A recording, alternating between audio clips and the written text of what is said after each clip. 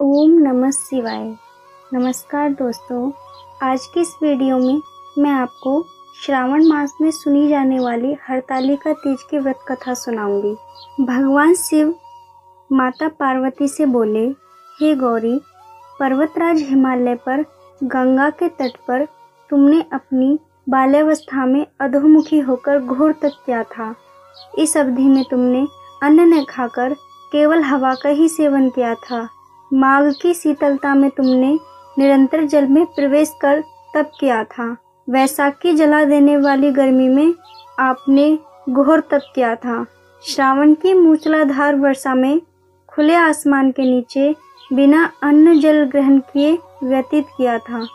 तुम्हारी इस कष्टदायक तपस्या को देखकर तुम्हारे पिता बहुत दुखी और नाराज होते थे। तब एक दिन तुम्हारी तपस्या और पिता की नाराजगी को देखकर नारद जी तुम्हारे घर पधारे। तुम्हारे पिता द्वारा आने का कारण पूछने पर नारद जी बोले, हे गिरिराज, मैं भगवान विष्णु के भेजने पर यहाँ आया हूँ।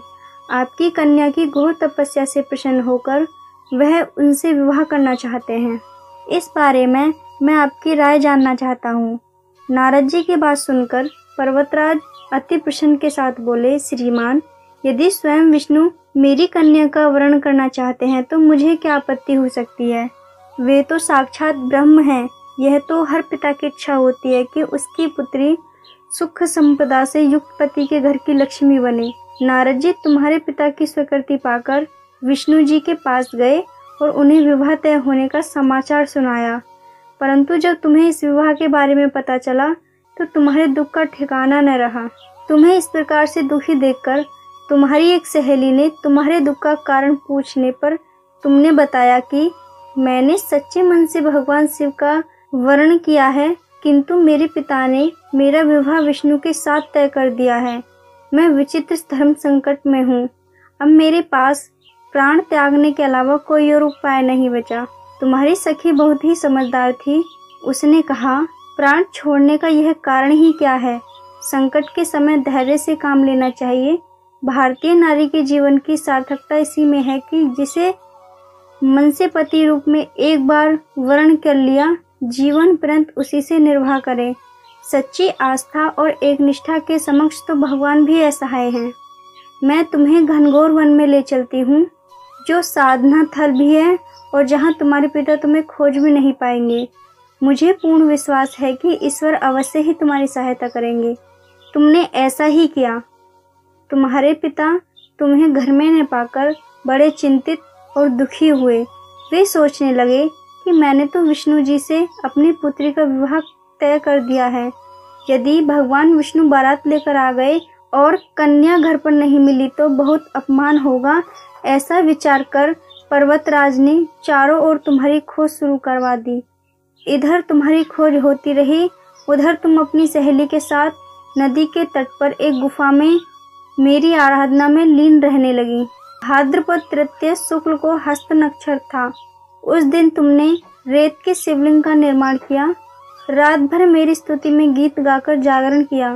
तुम्हारी इस कठोर तपस्या के प्रभाव से मेरा आसन हिल उठा और मैं शीघ्र ही तुम्हारे पास पहुंचा और तुमसे वर मांगने को कहा। तब अपनी तपस्या के फलीभूत मुझे अपने समक्ष पाकर तुमने कहा, मैं आपको सच्चे मन से पति के रूप में वर्ण कर चुकी हूँ। यदि आप सचमुच मेरी तपस्या से प्रसन्न होकर यहाँ पधारे हैं तो मुझे अपनी अर्धांगिनी के रूप में स्वीकार कर लीजिए। तब तथास्तु कहकर मैं कैलाश पर्वत पर लौट गया। प्रातः होते ही तुमने पूजा की समस्त सामग्री नदी में प्रवाहित करके अपनी सखी सहित व्रत का वर्ण किया। उसी समय गिरिराज अपने बंधु बांधवों के साथ तुम्हें खोजते हुए वहां पहुंचे। तुम्हारी दशा देखकर अत्यंत दुखी हुए और तुम्हारी इस कठोर तपस्या का कारण पूछा। तब तुमने कहा, पिताजी, मैंने अपने जीवन का अधिकांश वक्त कठोर तपस्या में बिताया है। मेरी इस तपस्या के केवल उद्देश्य महादेव जी को पति के रूप में प्राप्त करना था। आज मैं अपनी तपस्या की कसौटी पर खरी उतरी हूँ। चूंकि आप मेरा विवाह विष्णु से करने का निश्चय कर चुके थे, इसलिए मैं अपने आराध्य की तलाश में घर से चली गई।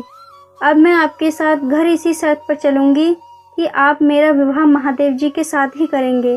पर्वतराज ने तुम्हारी इच्छा स्वीकार कर ली और तुम्हें घर वापस ले गए।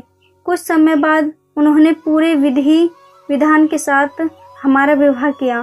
भगवान शिव ने आगे कहा, हे पार्वती, भाद्रपद की शुक्ल तृतीया को तुमने मेरी आराधना करके जो व्रत किया था, उसी के परिणाम स्वरूप हम दोनों का विवाह संभव हो सका।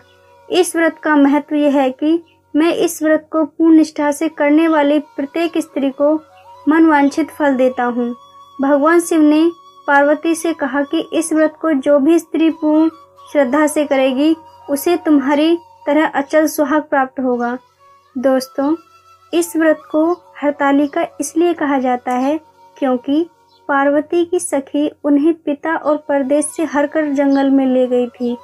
हरित अर्थात हरण करना और तालिका अर्थात सखी। ओम नमः शिवाय। दोस्तों, अगर ये वीडियो आपको अच्छी लगी हो तो please like, comment and share करें।